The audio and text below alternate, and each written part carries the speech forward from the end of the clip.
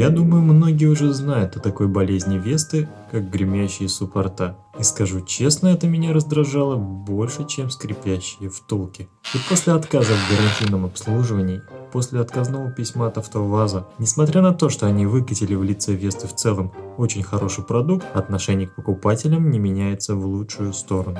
По крайней мере, в моем случае.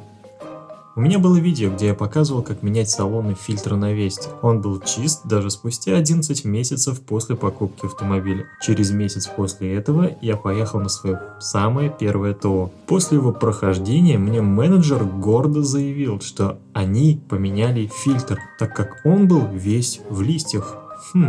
Тогда не обратил внимания на его слова, и только сейчас, сортируя старые видео на ноутбуке, стало понятно, что фильтр либо не меняли, либо меняли, но просто менеджер приукрасил загрязненность фильтра. Вы скажете, это уже порядочность менеджера, и не надо сюда приплюсовывать АвтоВАЗ, но для меня он лицо марки официального дилера, и в моих глазах его отношение ко мне приравнивается к отношению производителя. Быть может, сейчас я ушел от темы, но это, так скажем, предыстория. Почему я не захотел с ними оспаривать дальше свое право на ремонт или замену. Лучше уж я сам устраню проблему, но в будущем в сторону АвтоВАЗа из-за такого отношения к клиентам я не посмотрю. Несмотря на то, что, повторюсь, по совокупности Веста мне очень нравится.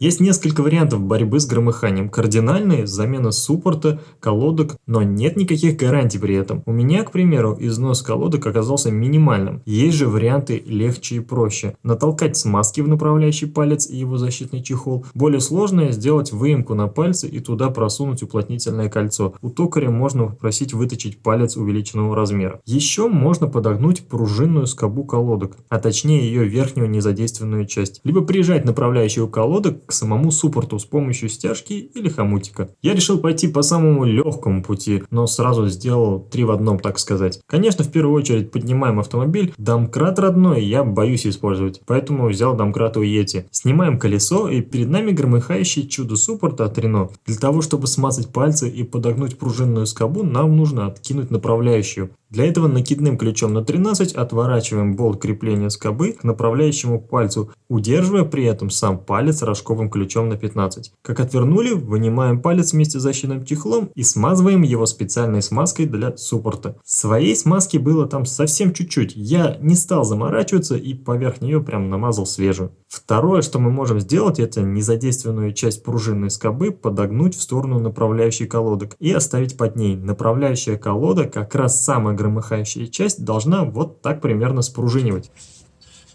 Я посмотрел с разных углов и вроде бы ничего нигде не задевает, но есть один нюанс. При медленном движении появился звук трения колодок и диска, что, конечно же, меня не совсем устроило. Где-то слышал, что загнуть скобу нужно с 2 сторон для одинакового прилегания. Якобы, если этого не сделать, колодки будут изнашиваться неравномерно. Я не стал даже пробовать, если честно, а перешел сразу к третьему простому и пока действующему решению. Снова поднял на домкрате от Шкоды, снял, выровнял скобу, оставил все как было, но сделал другое. Просто прижал направляющую колодок к самому суппорту обычной пластиковой стяжкой. Она нигде не перетирается, пропал звук трения, а самое главное, никакого грохота, вообще никакого. Вы скажете, что это колхозно, но, блин, это работает. Надолго или нет, не знаю. Пока я проехал 1000 и стяжка не порвалась и не расплавилась, с ней все нормально. Да и обновить ее проблем никаких не составит. Думаю, если не заморачиваться со смазкой и загибом пружинной скобы, можно прямо на месте затянуть суппорт и направляющую стяжкой или хомутиком без подъема автомобиля и снятия колеса. Только вот почему именно я должен заниматься такими исправлениями, чтобы мне хоть как-то было комфортно и приятно передвигаться на автомобиле. Почему, мать его, АвтоВАЗ или Renault не поставили специальные проушины, в которые можно было бы вставить пружинку? И все, никаких проблем, минимальные затраты, человеческое и профессиональное отношение. Но нет, надо все делать через 5-ю точку. Покупатели ведь сами все исправят. Зачем напрягаться? Спасибо за внимание, всем удачи и пока.